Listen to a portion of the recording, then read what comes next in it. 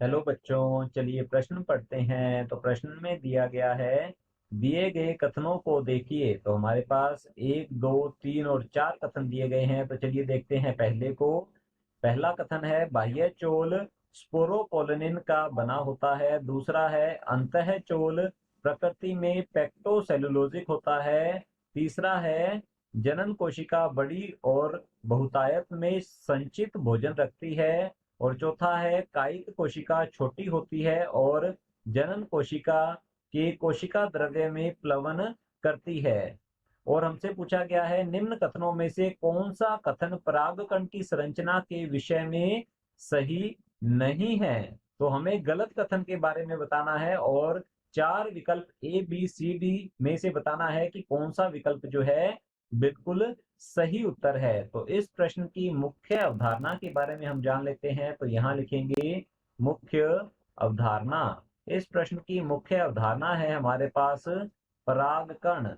यह प्रश्न जो है परागकण से संबंधित है। परागकण जो है इसे नर युग्म कोद्भिद भी कहा जाता है। तो यहाँ लिखते हैं इसे नर युग्म कोद्भिद के नाम से भी जाना जाता है।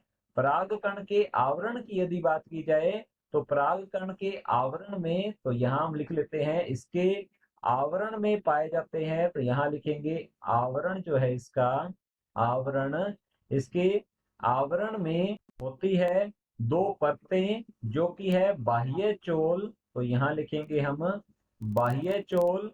और एक आंतरिक परत होती है अंतःचोल। तो लिखते हैं अंतःचोल। अब बाह्य चोल जो है यह होती है असतत परत। तो यहाँ लिखते हैं यह असतत परत होती है, क्योंकि यहाँ पर स्पोरोपोलिन का जमाव जो है वह सतत नहीं होता।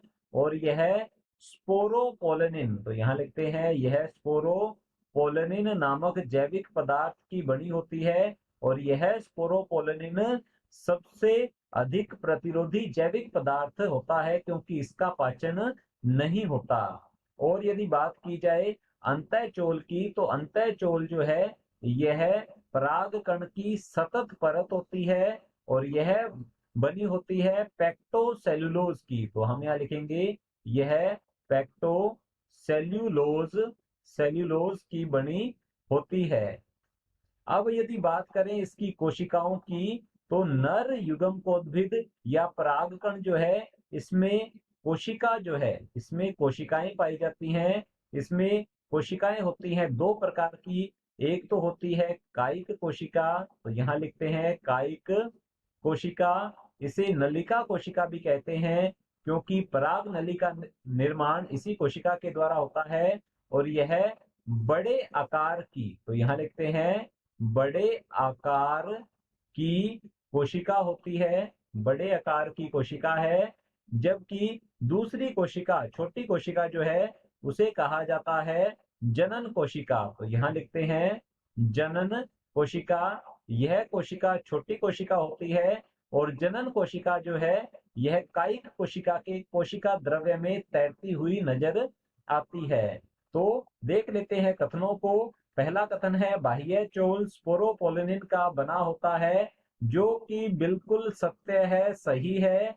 दूसरा हमारे पास कथन है, अंतःचोल प्रकृति में पेक्टोसेलुलोजिक होता है। तो यह भी बिल्कुल सत्य है, सही है। अंतःचोल पेक्टोसेलुलोज का बना होता है।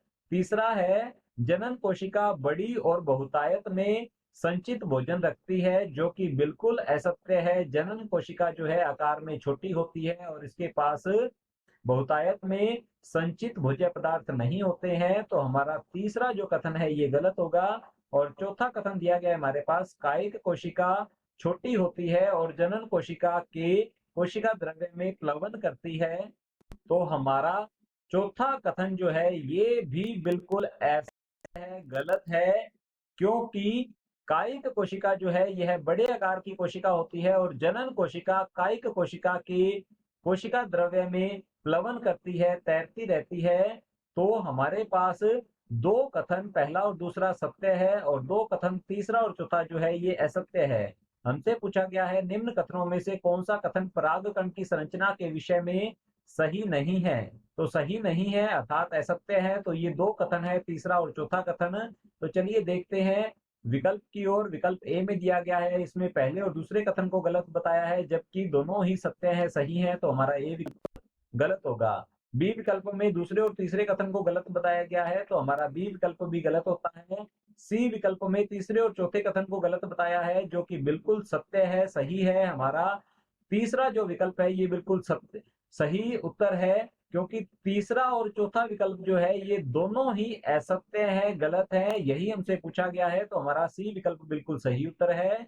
डी विकल्प जो है इसमें पहले और चौथे कथन को गलत बताया है, तो हमारा डी विकल्प भी गलत होता है। विकल्प सी बिल्कुल सही उत्तर है। आशा करता हूं आपको समझ में आया होगा। धन्यवाद।